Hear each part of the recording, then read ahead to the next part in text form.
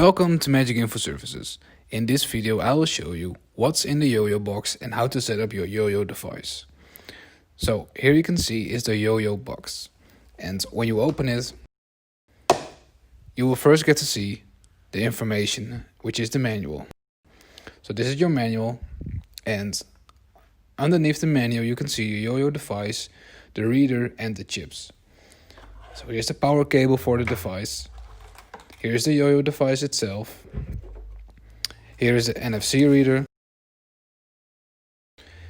And last but not least are the YoYo chips.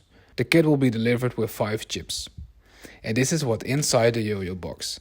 And I will now show you how to set up your device. So what we need to do right now is to make sure that the YoYo device has power. And to make sure there is an internet cable connected.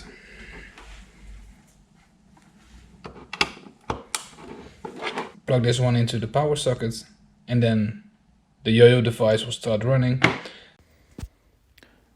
So once we have our YoYo device set up, what we need to do right now is to make sure the display is connected to the internet. Now YoYo can only work with S6 players or higher. The display I'm using right now is an S4 player, so I've attached an SBB box, which is an X6 player, to my display. And by this setup, the SBB box will now be the main digital signage display, so it will read it as an S6 player. Make sure that the digital signage box is connected to the internet first. Now once that is done, in the quick start guide on step 2, you can see that you have to go to a certain page. Now this page is as following, and the final 6 digits are the final 6 digits of the MAC address of your YoYo device. So these are the final 6 digits of my YoYo device.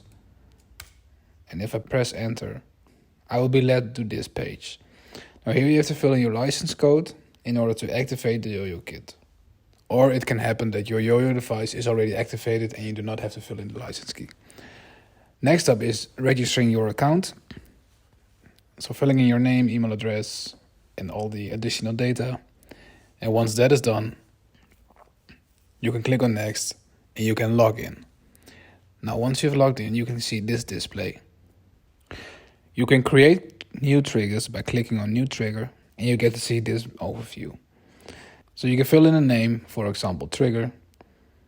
The tag can be scanned by connecting your NFC reader to your YoYo device, and then using one of the 5 chips that came along with the box and scan one of those chips on the NFC reader, which will look as following. So as you can see, once you click on scan tag, it will give you a few seconds to allow you to scan the tag. So I've now scanned one tag, and this is the code that came along with it. Here you have to provide a name to the place down trigger, which can be like night, for example, and the pick up trigger for whenever you want the trigger to be lifted up. So we can name it home. And the target will be the IP address of either the external SBB box that you have connected or your digital signage display. So for me it will be the external SBB box, and this is the IP address. So I can save this trigger. And if I now go to MagicInfo and select the file that I have created already, and this is my YoYo document. So the content on the very first page is the content that I actually want to show at all times. Now if you click on this little page list icon, you can see that I have adjusted the time to almost 24 hours.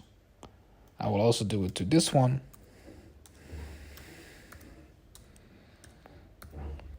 Like this. Now next up is you have to be on the first page, and we're going to open the events. And you have to make sure that the place down trigger name, which is night, matches the very first trigger name as well. So whenever they read night, it will go to page 2, which will be the very first connection that I have established.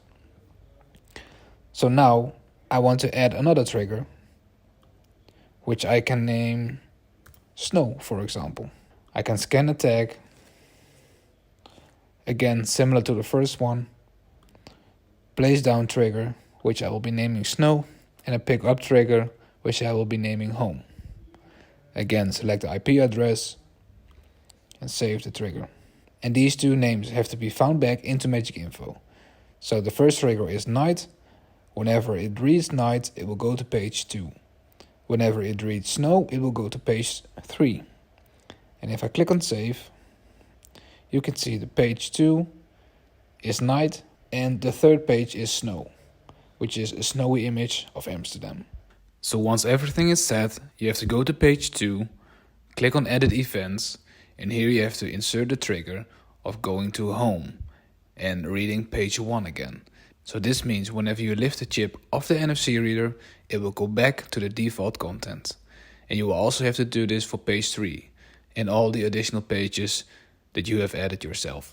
Now once that is done, the timing is set to correct and the events are also set, you can save this file and publish it to your display.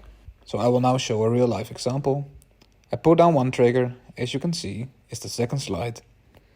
And if I put down the other trigger, which is the other sticker, it will actually show the snowy image, as you can see. And as soon as I remove the triggers, it will go back to page 1, which was the default content that I constantly want to have running. Now we can also use a remote control for this. So if I will remotely control my display, like this, you can see that the display is currently showing the default content.